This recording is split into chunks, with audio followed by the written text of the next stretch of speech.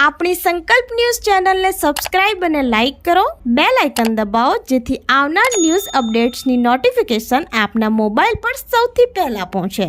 Like, subscribe and share the video. નમસ્કાર દર્શક મિત્રો, હું છું પૂજા ટંડેલ. સંકલ્પ ન્યૂઝમાં આપનું સ્વાગત છે. સમાચારની શરૂઆત કરતા પહેલા એક નજર આજના મુખ્ય સમાચાર ઉપર. દમણમાં ભારે વરસાદથી નમો એરપોર્ટ ઉપર ફ્લાઇટનું લેન્ડિંગ અશક્ય. અલાયન્સ એર ડાયવર્ટ થતા મુસાફરો રઝળ્યા. પ્રથમવાર દિલ્હીથી દમણ આવી રહેલી અલાયન્સ એરની ફ્લાઇટને ખરાબ હવામાનનું ગ્રહણ નડ્યું. સંઘપ્રદેશ દમણમાં મધરાતથી લઈને સાંજ સુધી સતત વરસાદી માહોલ છવાયેલો રહ્યો હતો અને હવામાન વિભાગે પણ વરસાદી એલર્ટ જાહેર કર્યું છે. ત્યારે આ ખરાબ હવામાનની સીધી અસર હવાઈ મુસાફરી પર પડી છે.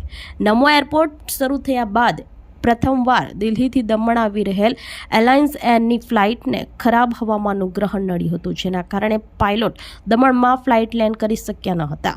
પરિસ્થિતિ વણસતા દિલ્હીથી દમણ આવતી આ ફ્લાઇટને સુરક્ષાના ભાગરૂપે મુંબઈ અને અમદાવાદ તરફ ડાયવર્ટ કરી લેન્ડ કરવાની ફરજ પડી હતી. દમણ પહોંચવાની આશાએ બેઠેલા પ્રવાસીઓ અધવચ્ચે અટવાઈ ગયા હતા અને પહેલીવાર આ એરલાઇન્સમાં મુસાફરી કરી રહેલા લોકોને આ અણધારી ઘટનાથી અત્યંત કડવો અનુભવ થયો હતો. ફ્લાઇટ ડાયવર્ટ થયા બાદ સૌથી મોટી મુશ્કેલી એ ઊભી થઈ છે કે હવે અમદાવાદથી દમણ સુધી પહોંચવાનો મુસાફરી ખર્ચ પણ મુસાફરોએ જાતે જ ભોગવવો પડશે.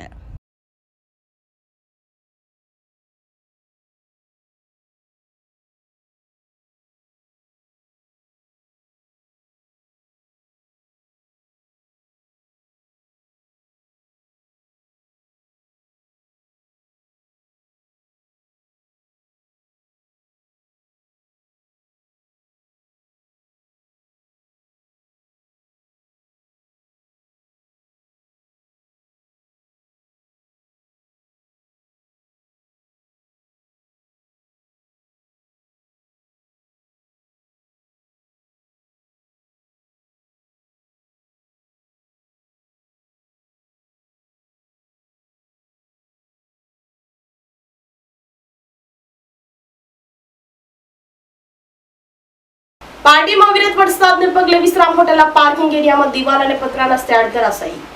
પારડી વિસ્તારમાં અવિરત પડી રહેલા ભારે વરસાદને કારણે દુર્ઘટના સામે આવી છે. પારડી સ્થિત વિશ્રામ હોટલના પાર્કિંગ એરિયાના બાજુમાં આવેલ દિવાલ અને પતરાનો શેડ અચાનક ધરાશાયી થઈ ગયો હતો. જો કે રાહતની વાત એ છે કે આ ઘટનામાં કોઈ જાનહાનિ કે મોટી ઈજા થવા પામી ન હતી. મળતી માહિતી અનુસાર પારડીમાં છેલ્લા કેટલાક સમયથી ભારે વરસાદ પડી રહ્યો છે, જેને લઈ વિશ્રામ હોટલના પાર્કિંગ એરિયામાં આવેલ દિવાલ અને ઉપર બાંધેલો આશરે 8 થી 10 પતરાનો શેડ રાત્રિના સમયે ધરાશાયી થયો હતો. ઘટના બન્યા સમયે આસપાસના વિસ્તારમાં કોઈ હાજર ન હોવાથી મોટી દુર્ઘટના ટળી હતી. ઘટનાની જાણ થતાં સાફ સફાઈ અને કાટમાળ ખસેડવાની કામગીરી હાથ ધરવામાં આવી હતી. વિશ્રામ હોટલના સ્ટાફે જણાવ્યું કે ભારે વરસાદને કારણે રાત્રે આશરે 11 વાગ્યાના સુમારે પાછળની દિવાલ અને પતરાનો શેડ નીચે પડી ગયો હતો. હાલ રોડ ઉપર પડેલો કાટમાળ અને પતરા ખસેડીને કામગીરી કરવામાં આવી હતી. અવિરત વરસાદને પગલે લોકોને સાવચેત રહેવા અપીલ કરવામાં આવી છે. હોટલ વિશ્રામમાંથી સ્ટાફ બોલું છું. નામ આબિદ અલી છે. ભારે વરસાદના કારણે રાત્રે મારે કોટ નીચે ગીરી ગયો છે. જે પતરા છે એ બધા કમ્પ્લીટ છે અને કોઈ પાછળ વિસ્તારમાં કોઈ માણસ નહોતા, એટલે કોઈને કોઈ ઈજા થઈ નથી અને નીચે પડી ગયું છે. એ ભારે વરસાદના હિસાબે નીચે પાણી થોડું ઉતર્યું, એના હિસાબે પડી ગયું છે. સારી છે. અત્યારે તો બધું કમ્પ્લીટ કામકાજ થઈ રહ્યું છે. રોડ ઉપર જે ઈંટો ને બધું પડ્યું છે એ ઉપર લાવી દીધું છે. કોઈ નુકસાન નથી. પતરાના શેડમાં સમથિંગ જે શેડ બાંધેલો છે એ સમથિંગ 8-10 જેવા પતરા હશે શેડમાં. અને જે ઘડી નીચે પડી ગયું એના કોઈને નુકસાન કરે. રાત્રે સમથિંગ 11:30 કે 11 વાગે જેવો સમથિંગ 10:30 થી 11:30 સુધી બનાવ બન્યો છે. વાપીમાં ભારે વરસાદને લઈ ઈસ્ટ અને વેસ્ટને જોડતો રેલવે અંડરપાસ પાણીમાં ગરકાવ. અંડરપાસમાંથી પસાર થતા બોલેરો પિકઅપ અધવચ્ચે ફસાઈ જતા દોરડા બાંધી ખેંચીને બહાર કઢાયો. વાપીમાં મેઘરાજાની તોફાની બેટિંગને લઈ ઈસ્ટ અને વેસ્ટને જોડતું મુખ્ય રેલવે અંડરપાસ પાણીમાં ગરકાવ થઈ ગયો છે. અંડરપાસમાં પાણી ભરાઈ જવાને કારણે વાહન વ્યવહાર ભારે અસરગ્રસ્ત થયો છે. વાપીમાં જે વહેલી સવારથી જ મેઘરાજાએ રૌદ્ર સ્વરૂપ ધારણ કર્યું છે.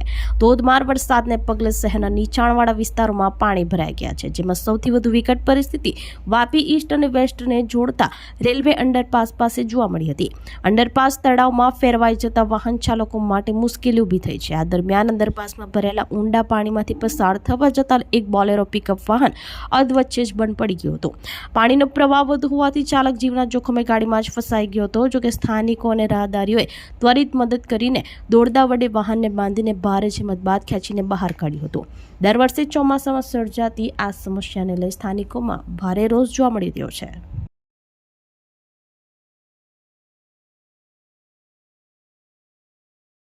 દમણમાં મેઘમહેર યથાવત, નીચાણવાળા વિસ્તારો સહિત માર્ગ ઉપર પાણી ફરી વળ્યા. વરસાદ પડતા ડાંગરના પાકને લઈ ખેડૂત આલમમાં ભારે આનંદનો માહોલ. સંઘપ્રદેશ દમણમાં વરસાદની હેલી યથાવત રહેતા અને સતત ધીમી ધારે વરસી રહેલા વરસાદને કારણે વાતાવરણમાં વ્યાપક ઠંડક પ્રસરી ગઈ હતી, જેનાથી સમગ્ર પ્રદેશમાં હિલ સ્ટેશન જેવો આહલાદક માહોલ સર્જાયો હતો. છેલ્લા 24 કલાક દરમિયાન દમણમાં ભારે વરસાદ પડતા નીચાણવાળા વિસ્તારો, નાની મોટી શેરીઓ અને મોહલ્લાના રસ્તા ઉપર પાણી ફરી વળ્યા હતા. પરિણામે સ્થાનિક લોકોને અવરજવરમાં ભારે હાલાકી વેઠવાનો વારો આવ્યો હતો. આમ છતાં સમયસર વરસાદને કારણે સુકાઈ રહેલા ડાંગરના પાકને નવજીવન મળ્યું છે, જેને પગલે ધરતીપુત્રોમાં ખુશીની લહેર દોડી ગઈ છે અને ખેડૂત આલમમાં ભારે આનંદનો માહોલ જોવા મળ્યો હતો.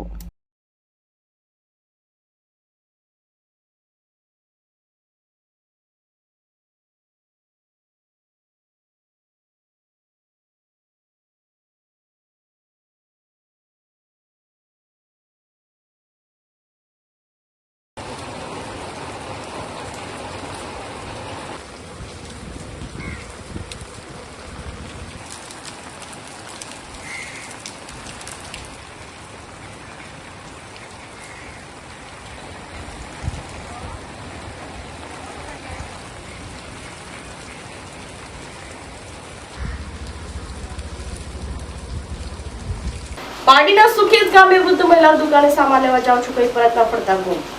પાડી તાલુકાના સુખેસ ગામે મકનફળિયું ખાતે રહેતા ગંગાબેન કાલિદાસભાઈ પટેલ ઉંમર વર્ષ 74 ગત 12 જુલાઈ 2026 રોજ પોતાના ઘરેથી ગુમ થયા હતા.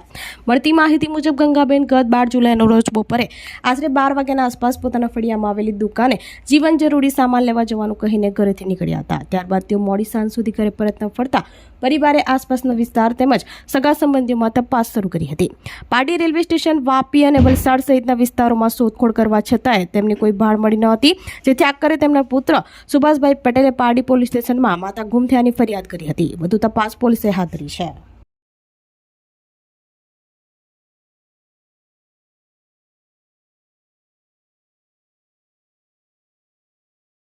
દમણ ભીમપોરમાં ચાલુ બસમાં અચાનક આગ ભભૂકી ઉઠતા બળીને ખાન ચાલક સહિત બસમાં સવાર 3 લોકો સમય સૂચકતા વાપરી નીચે ઉતરી જતા બચાવ. દમણના ભીમપોર વિસ્તારમાં ચાલુ બસમાં અચાનક ભીષણ આગ લાગવાની ઘટના સામે આવી છે. મળતી માહિતી મુજબ દમણના ભીમપોર વિસ્તારમાંથી પસાર થઈ રહેલી ખાનગી કંપનીની બસમાં અચાનક આગ ભડકી ઉઠી હતી. જોતજોતામાં આગે રૌદ્ર સ્વરૂપ ધારણ કરી લેતા સમગ્ર બસ ભડકે બળી ખાખ થઈ ગઈ હતી.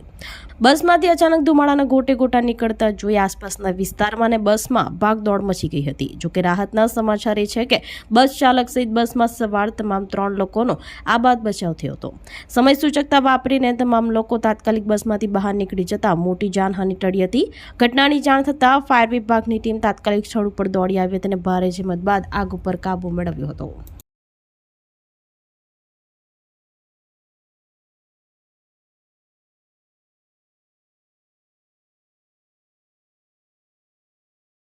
નવા સમાચારો સાથે કાલે ફરી મળીશું. નમસ્કાર. આપણી સંકલ્પ ન્યૂઝ ચેનલને સબસ્ક્રાઇબ અને લાઇક કરો, બેલ આઇકન દબાવો, જેથી આવનાર ન્યૂઝ અપડેટ્સની નોટિફિકેશન આપના મોબાઈલ પર સૌથી પહેલા પહોંચે. Like, subscribe and share the video.